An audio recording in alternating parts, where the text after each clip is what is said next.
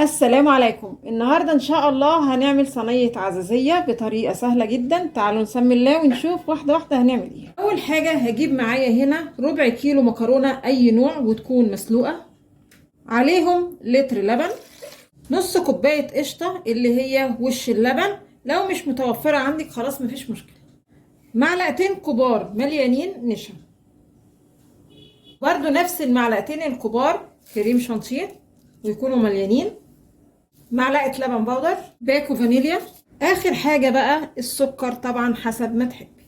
هضرب المكونات دي كلها مع بعض بقى بالهاند بلندر او بالخلاط.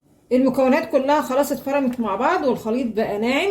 هرفع بقى الحلة على النار لما الخليط يتقل معايا كده في التقليب وبعدين تظهر الفقاقيع كده، يبقى كده الخليط استوى والنشا كمان استوى، واطفي على كده.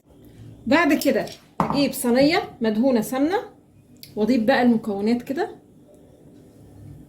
وبعدين هجيب معلقة سمنة كده ارشها على الوش. فرن يكون سخن، هدخل الصينية بقى تحت الشواية بالظبط تاخد بس لون.